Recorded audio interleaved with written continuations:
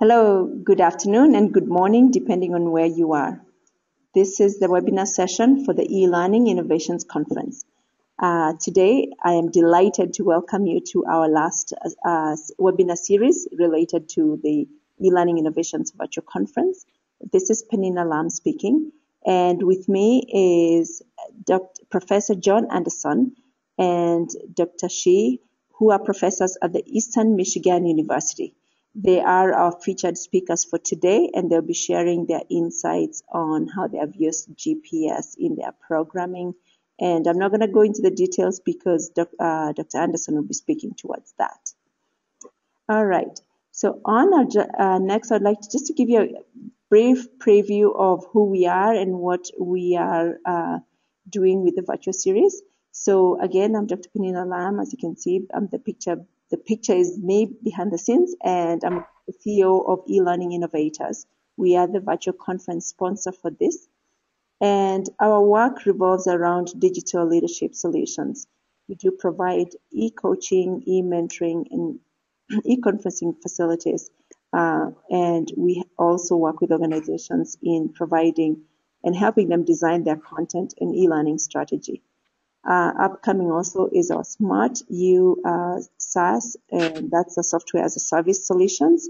And I will not go into much detail about that, but if you'd like to reach out and learn about our work, I welcome you to visit our website. We are partnering this year in presenting the eLearning Innovations Conference with the Kenya Institute of Curriculum Development. That's the KICD. They are the government institute that is charged with the development of curricula across K through 12 and colleges, but not universities. In their work, they provide electronic and print curriculum, and hence their great interest in supporting e-learning initiatives and digital literacy programs around the country. That's their website if you have some interest and would like to learn more about their work. Next is I want to recognize talents as well, whose goal is to advance e-learning within Africa through their network of e-learning experts working in the various settings, and they are providing solutions to leaders, scholars, and practitioners in as far as e-learning goes.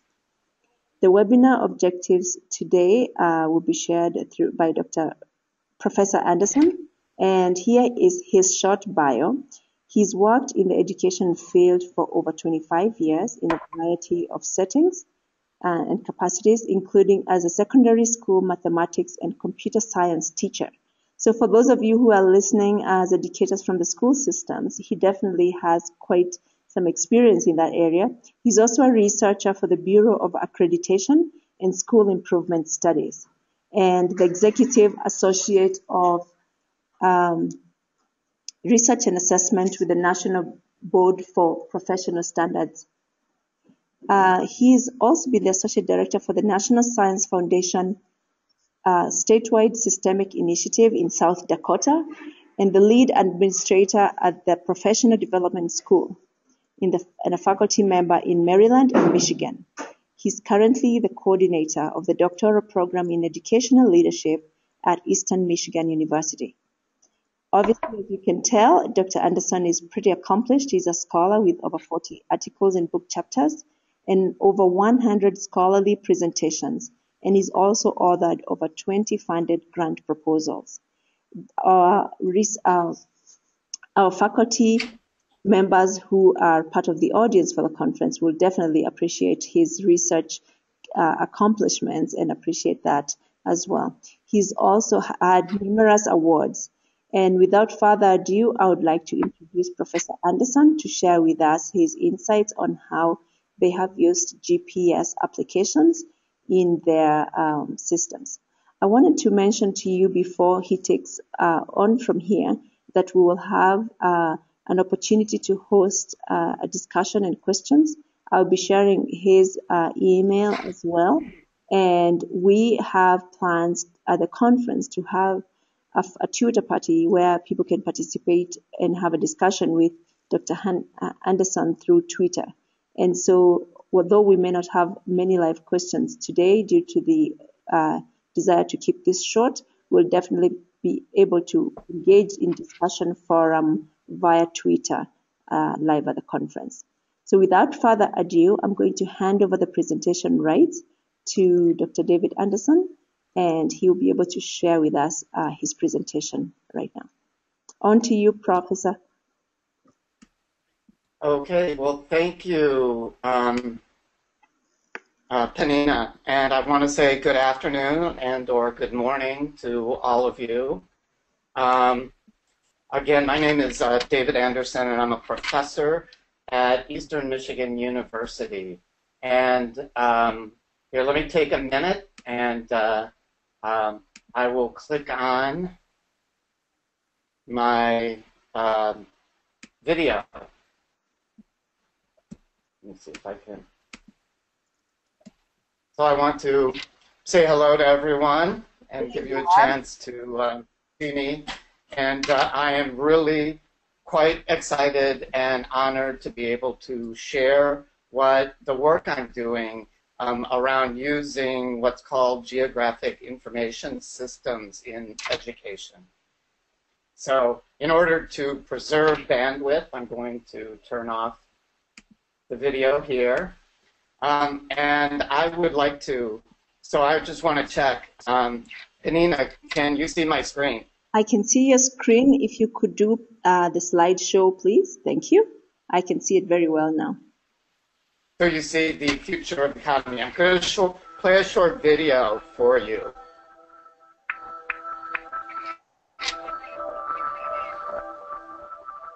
Career opportunities in STEM fields are exploding. Unfortunately, many students have limited access to these career paths. Only a small percentage of STEM professionals come from poverty-impacted areas, such as rural schools and inner-city urban areas. This is a significant amount of untapped human potential. Employers today are finding it increasingly difficult to find highly educated people to fill these positions.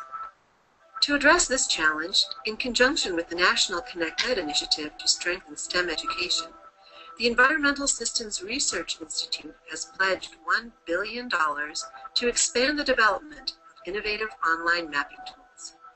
The promise of the NSF-funded GRACE program is to create career opportunities for these underserved groups. So what is the GRACE program? GRACE, or GIS Resources and Applications for Career Education, is a new NSF-funded program in Michigan schools. GRACE consists of a partnership among several diverse organizations. GRACE is creating opportunities for underserved groups by linking the school curriculum to industry needs through the use of online mapping tools. One exciting and increasingly popular mapping tool is the Geographic Information System, or GIS. GIS is a computer system that allows users to create interactive searches, analyze spatial information, edit data in maps, and present results in multimedia forms. So when kids start layering maps, they can see cause and effect in an instant. Before they even know it, they're interpreting, they're analyzing, they're evaluating, and these are skills, higher level critical thinking skills that are needed in high school and college and the workforce of today and the workforce of tomorrow. GRACE will recruit 40 schools, 120 teachers, and 5,000 students to start a three-tiered learning process from explorers to investigators to interns. Students reaching the intern level will work on location in collaboration with local GIS mapping professionals, solving community-based problems. All GRACE learning modules will address new national standards, including 3 interconnected areas: core practices, cross-cutting themes, and disciplinary knowledge. GRACE is all about developing an innovative instructional model using both online and blended learning to connect students with the STEM career opportunities. It is unleashing the untapped potential of all students for the next generation of STEM leaders in the 21st century. All right. So I hope that gives you a little bit of an introduction to our program. And so I'd like to share a few slides and give you a little more depth than that video allowed us to share with you. So I'm actually not going to put the this PowerPoint in display mode because I may want to highlight certain things on the screen. And so, as I mentioned, this is about GIS technology, and here's a brief outline of some of the things I want to talk about. I want to establish sort of the problem that we're trying to address through this grant. I want to talk about the solution, how we're sort of approaching the problem, the tool that we're focusing on, which is sort of the leveraged PowerPoint, and then I'll talk in a little more detail about the entire GRACE program, the background, and the project goals. If I have enough time, and I certainly am prepared to share, I will talk in more detail about specifically how the grant is impacting teachers, students, and school structures, and go into detail on our GIS lessons if there's interest of that. But let me begin and talk about sort of the challenge that the GRACE program is addressing. And I'm sure most of my audience here recognizes that there is a huge demand in terms of workers in the science, technology, engineering, and mathematics field, the so-called STEM fields. And this is shown in a couple of ways. Technological innovation, for example, is accounting for almost half of the U.S. economic growth over the past 50 years, and this is true for almost all countries around the world, and in fact, it's often larger in many countries. Almost all of the fastest growing occupations in the next decade are expected to require at least some background in science, technology, and engineering, mathematics. So there is a huge, huge demand for higher levels of technology and STEM literacy. Of course, the flip side of that is there's really a lack of literacy out there among students and the workforce. In the U.S., at least 75% of U.S. 8th graders are not proficient in mathematics. When they complete the 8th grade, they're at that early secondary level.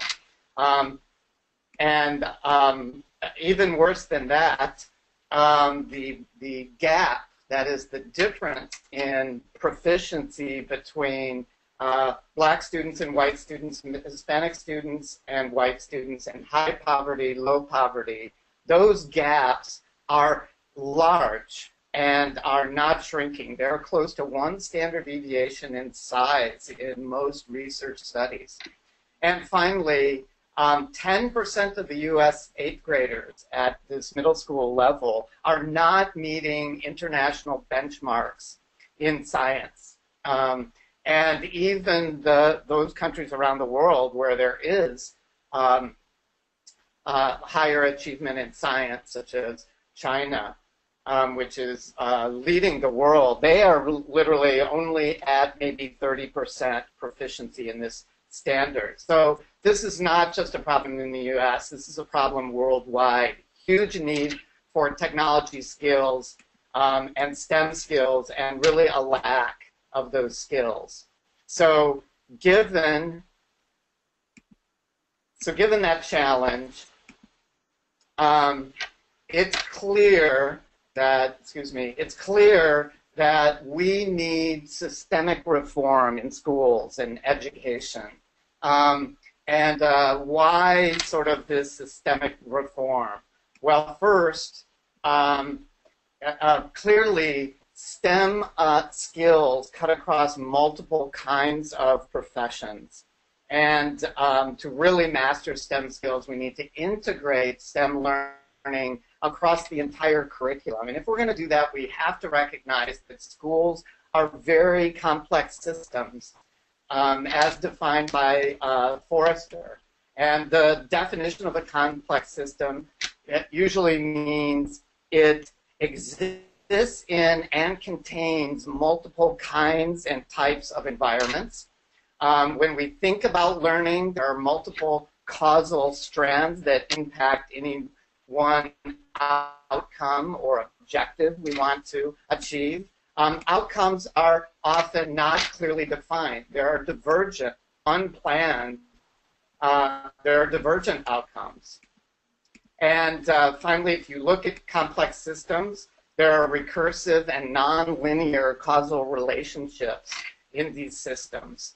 And finally, we have what are called emergent outcomes and processes.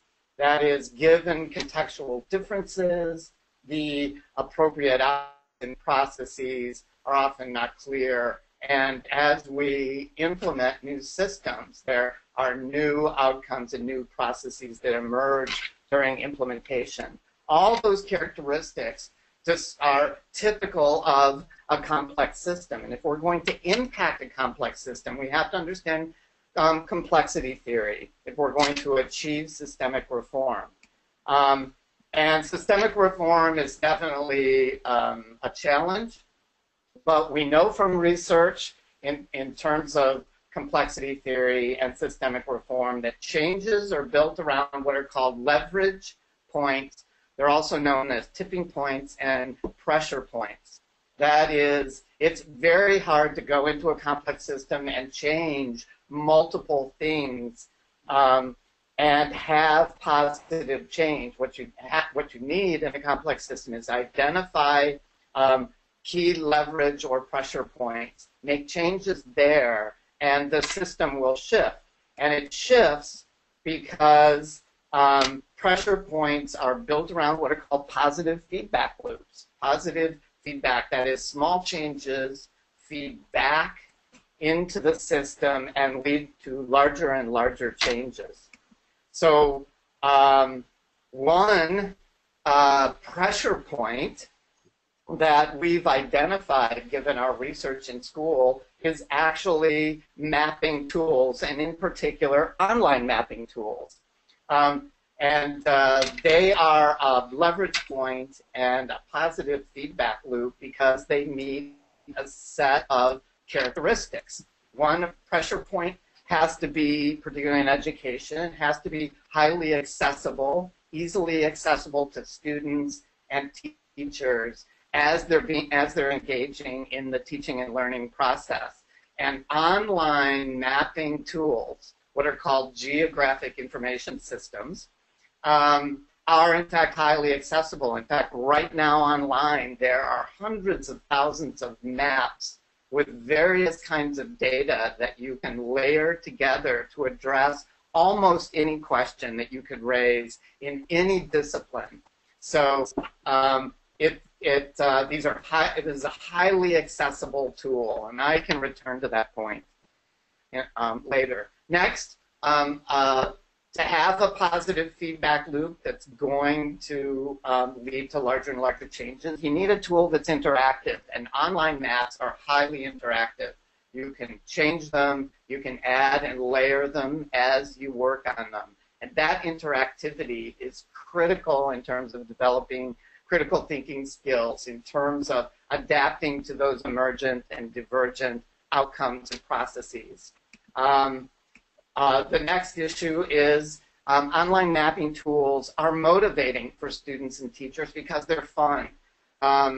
We've found that students are naturally attracted to using the online maps, and you saw a couple of examples in the video that I shared with you.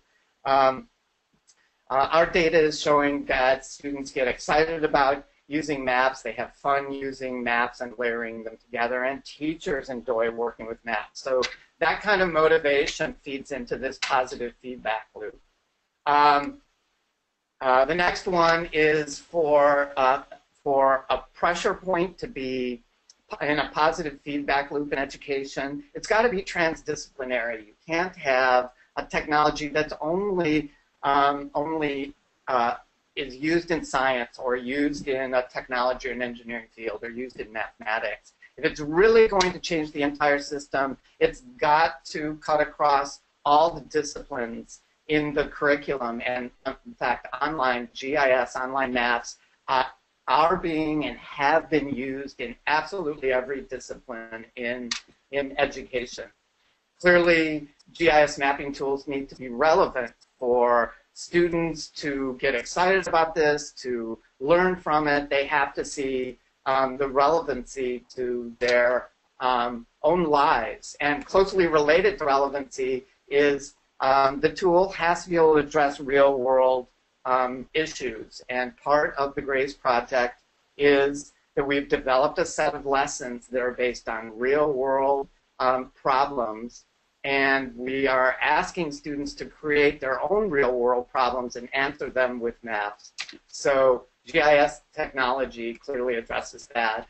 And next, a pressure point must be inquiry-based. We realize, given the kinds of 21st century skills that are needed, students don't need knowledge. Knowledge is easily accessible now online. What students need to develop are critical thinking, higher order thinking skills. And to get those skills, we have to use instructional methods that are inquiry-based, and mapping tools lend themselves to inquiry-based. In fact, all of the modules we developed as part of this program are inquiry-based modules. And finally, a pressure point in education requires that the tool be, intuitively understandable. And maps are very intuitive. We are all spatial information processors. It's part of our DNA. It's who we are.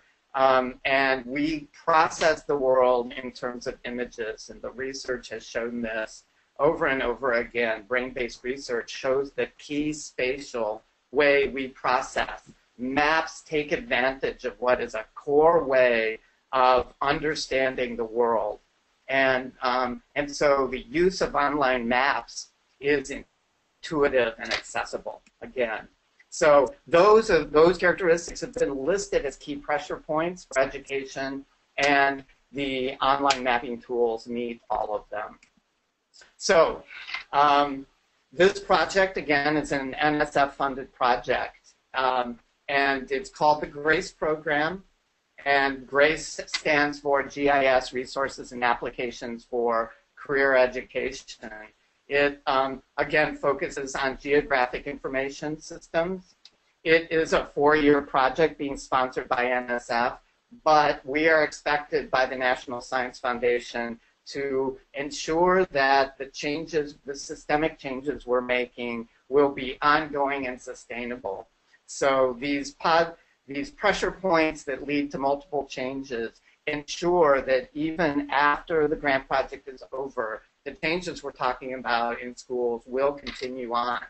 A key goal, part of the GRACE project, is expanding online and blended education in the STEM, or a lot of people now use the acronym STEAM, because the A standing for Arts Design, recognizing that really technology, engineering, science skills lend themselves out into, again, all the disciplines.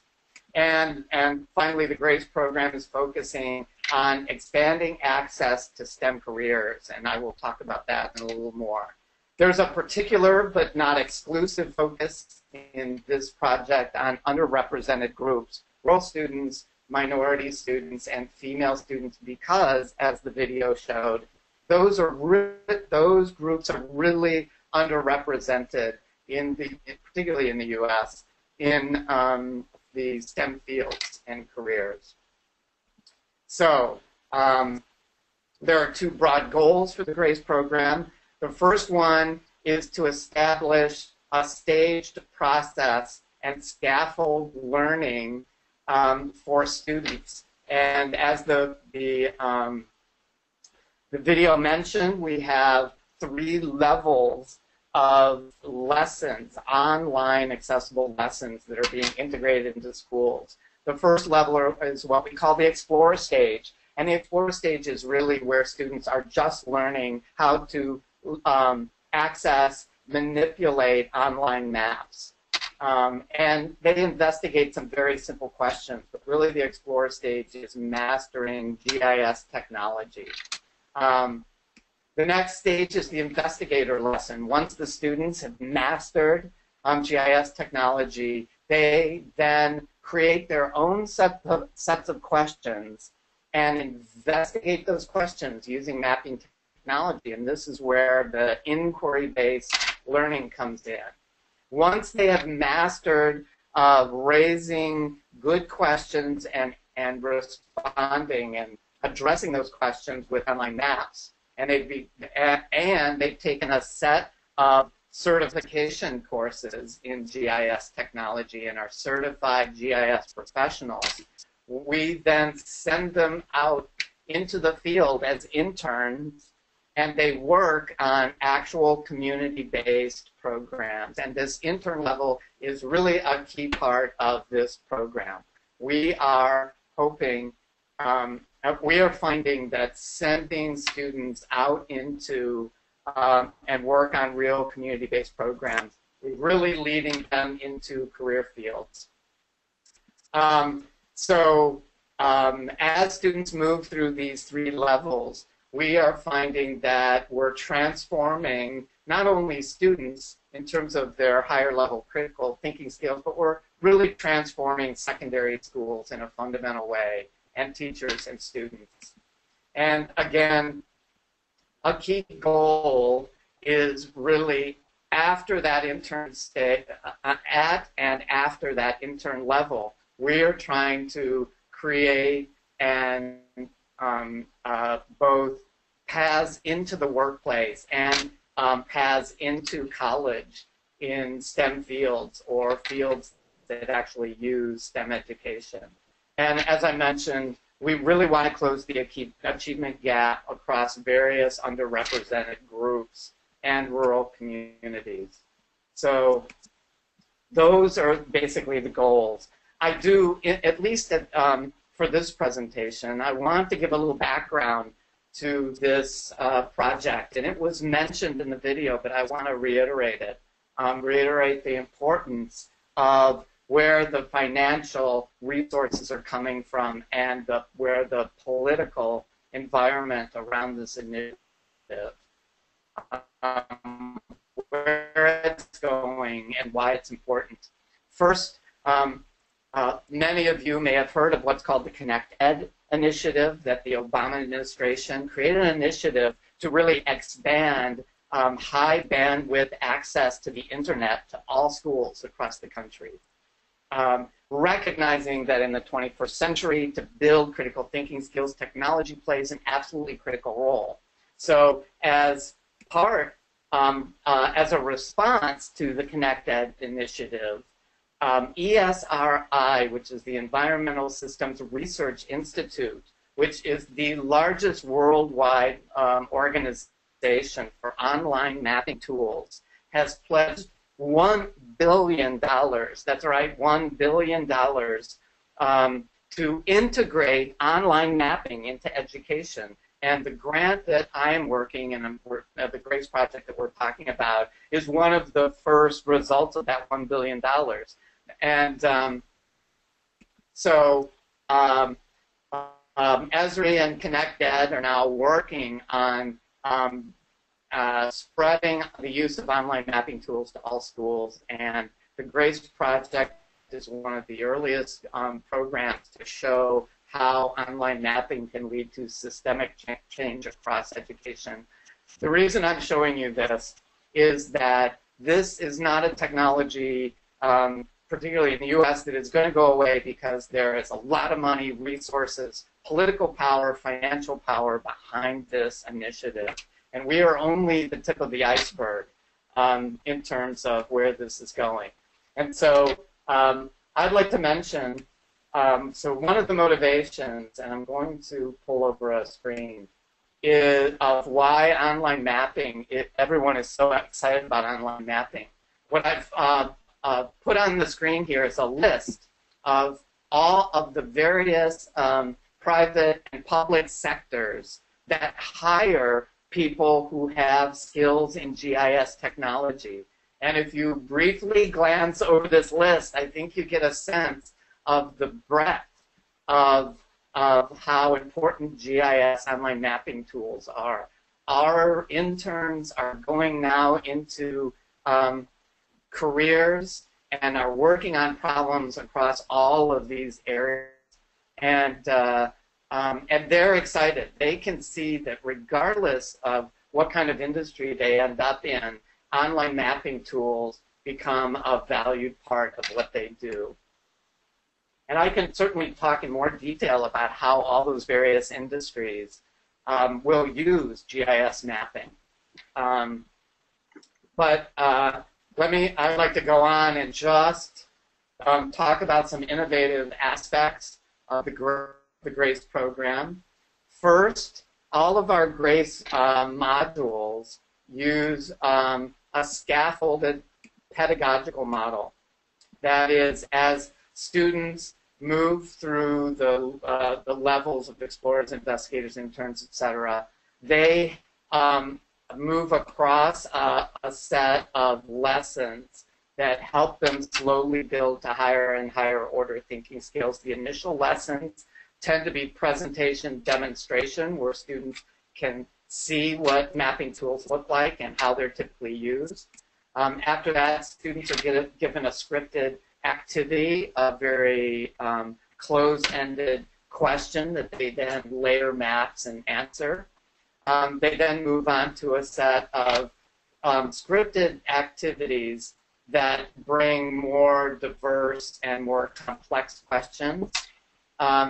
Finally, the students start raising their own questions in terms of their background interests, in terms of what they're reading in the news, and under the direction of a teacher and a mapping professional, they will move through a set of directed inquiry lessons. And finally, students are asked to raise very large, open-ended, complex questions and really work on them on their own with only facilitation by a teacher and a professional GIS person. As I mentioned before, those lessons then cut across all of these. Explorers tend to be presentation, demonstration, and scripted activities. Investigators go more to directed inquiry and open inquiry. And finally, interns are working at a site. Throughout this process, students are working not only with their teacher, but what we call geo-mentors. These are highly trained GIS professionals who are in the schools and in the community projects, working with all these students at every stage of the way. And ultimately, as I mentioned, students work on commercial and community-based problems. And I can certainly share some examples. For example, we've had recently a community that needed to identify a new waste disposal location in their community. And clearly that's a very sensitive but critically important issue of where it gets processed and how. And we actually had an intern working with professionals in the community and with professional GIS mentors to pull in appropriate maps such as transportation routes,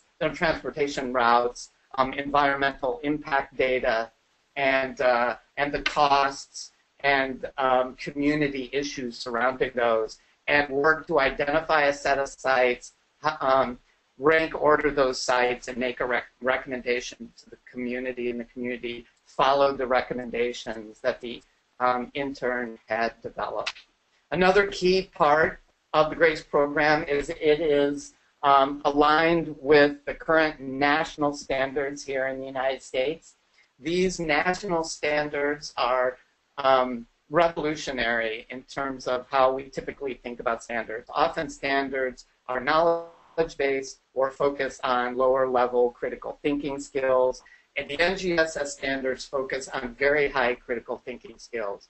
And it's called a 3D set of standards, three-dimensional standards, because they include not only core practices across the STEM fields, but also cross-cutting themes that get at various higher-order thinking skills, as well as content knowledge standards in various disciplines. And all three of these strands are wrapped together around inquiry-based models. Another key part, and one of the reasons that we're presenting at the conference, is these modules are all online. They're delivered typically in either a fully online kind of environment, very similar to this web system that we're using right now, or in a blended environment where they are doing some face-to-face, on-ground activities in their classroom along with these online. As part of this, the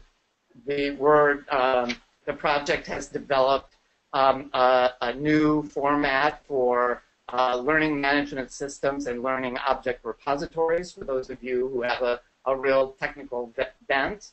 And we have developed a set of learning tools, protocols. And so there's a contribution of this grant to the technology tools that exist. And finally, we are studying and realizing sustainable expansion across schools. We are seeing, we begin with a small team of teachers in each school. Those teachers influence other teachers. And we slowly build learning clusters that interact across the system. And those kinds of relationships built between small teams, then built across between schools and then across regions so that folks are communicating and support each other leads to systemic, sustainable reform. Those are the key things that I wanted to talk about. I think I may be running out of time. Just to let you know, here's a slide that talks about the I wanted to share some of the standards, those NGSS national standards that we're using. Listed here are some of the critical and higher order thinking skills. Here are the cross-cutting concepts.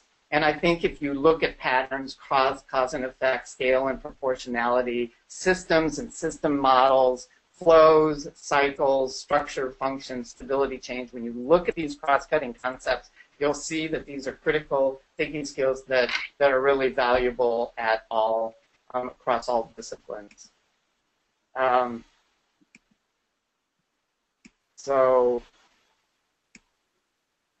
Excuse me. Sorry about that.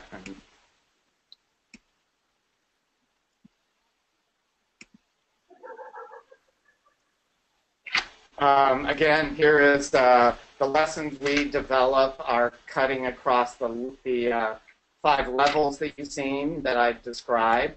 I also want to share some of the empirical data we've developed. We're seeing big, and this is really typically what we're getting with maybe 5, 6 lessons that get applied, that we're getting big shifts in student attitudes or dispositions in terms of career, how they feel about the importance of goals and pursuing a degree, and clear attitudinal changes in terms of the, students' feelings about should people study technology and maths? Is science easy? Is it important to know science? Are you enjoying technology in particular, and in particular the online maths? And is technology important to understanding the world? If you look at these bar charts, you're seeing sort of year 1, year 3, and the change that we're seeing. So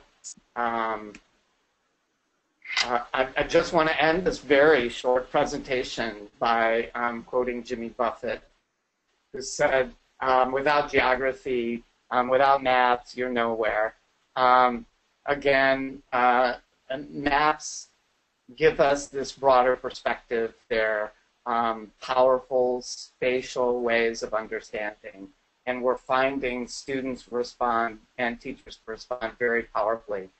The systemic change that we were hoping for, we are seeing, because as soon as we get one or two, a couple of teachers in the building using it, by the next year we've got 3, 4, 5 teachers engaged in the process. After 3 years or so, we are getting the entire school engaged using these GIS maps. So I just want to thank you for letting me talk in a little more detail about this. If you have any questions, you can certainly contact my colleague, Dr. Ishwan Shi, who unfortunately was ill today and not able to participate. Or you can contact me. Again, I'm David Anderson. And at the bottom of the screen, that is the website for the video that I showed to begin this session. It was a video that we submitted to NSF and won an audience award for one of the more popular videos to watch around the grant. So if you want to watch that video again, you can go to that website. And I guess I would stop and certainly ask for questions. We only have a couple of people here.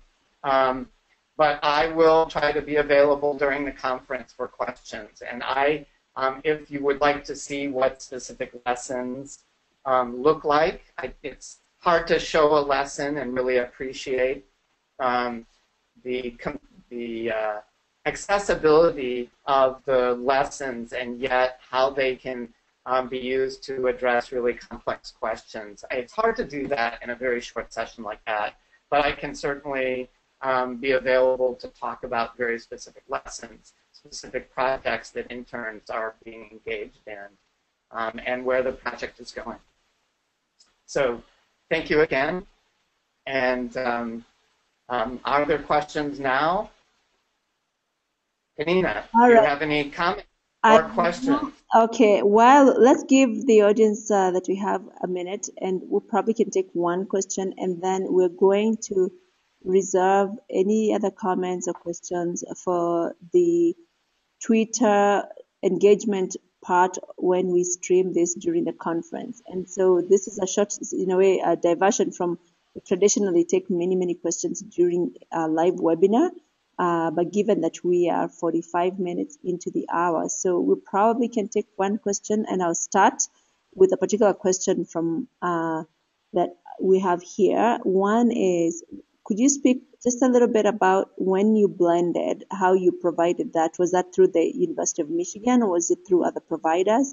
And who actually developed the content? Was it you and your colleague, Dr. Shi? Yeah. So let me, yes, yeah, okay. I want to, I put a slide up here to talk about the organizations that are part of this. Certainly the money coming from the facilitator for this grant is the National Science Foundation here in the U.S. In particular, EMU is Eastern Michigan University. That's my institution. We have at our institution an Institute for Geospatial Research and Education. We are also working with the Michigan Virtual University. It is an organization that provides online and blended courses to students at all levels in Michigan. And they have a very sophisticated learning management platform that they deliver their online and blended courses. And in fact, our delivery system is done through a learning management system provided by the Michigan Virtual University. So they're the ones who actually provide and support the learning platform that we use. But you also asked, where do these online lessons come from? These online lessons were and are being, in fact, developed by teachers in collaboration with faculty members and GIS professionals. Those lessons are being developed through a partnership of not only Eastern Michigan University and a representative from the National Science Foundation, but we have representatives from the Michigan Mathematics and Science Centers Network, the Michigan Communities Association of Mapping Professionals, the Michigan Earth Science Teacher Association, and I had mentioned ESRI, the group that is providing $1 billion to support online mapping integration into schools. Okay. ESRI, the Environmental Systems Research Institute, has also had representatives. But the people who developed these lessons were representatives from all these groups, as well as teachers. We wanted to make sure that these modules weren't just developed by people outside of the school. We wanted to make sure that actual in-class practicing teachers were part of the teams to develop these units. Okay, thank you, David, for that response. What a great collaboration it sounds like. So I will not extend the opportunity for questions for this webinar until the live session where we can ask more questions. David has gladly offered to avail himself for the Twitter chat, and we will be providing information for the live when we have a live audience at the conference. So David, I just want to thank you so much. I have one other key information to share with you with regard to the conference, and then we will wrap this up in 2 minutes. So just in case you don't have information about the conference, I want to quickly share this. And this essentially captures the events that we have coming. As you know, the 28th and the 29th is when we have the expo that is opening to the public. So the KICD, as I mentioned, is hosting this expo. And again, it will focus on educational providers and services related to e-learning. So I welcome you to that. And the rest of the activities, the whole of next week, are listed here. And please visit the conference website for more information. I'm going to skim right through the slides so that I can share our conference website information. It's right here. And on to the Twitter link so that you're able to connect for the discussion with David. You will, the hashtag is Eli Conference, and at Eli Conference is the link to join us. So kindly note that we ask you to engage over and beyond the upcoming events. And again, Professor Shi and Professor David Anderson, we want to thank you so much for your time. We want to thank our attendees online and our attendees who will use this particular webinar and be listening to it in the next week. So thank you very much, everyone who's joined us. We appreciate your time, and we ask you to keep the conversation going directly via the presenters or via the links that I've just shared with you. With that said, I want to give you, David, the last word of the evening. I just want to, thank you, Penina, for suggesting that I apply and share what we're doing. I think it's really an honor to be part of the conference, and I'm really looking forward to engaging in ongoing dialogue. One last comment is I know I'm part of a thread in the conference on mobile learning, and I didn't explicitly talk about eLearning and how that is playing out in the GRACE project, but a lot of the data we access is actually done through smaller mobile devices. And so mobile learning, it isn't just online e-learning, it's really mobile learning. And I'd be happy to talk about that in much more detail and how it's playing out. But again, I just want to thank you. Thank you so much, Penina, and I look forward to talking to everyone. Thank you, everyone. Wherever you are, have a good rest of the day, and we'll connect online soon. Bye-bye for now.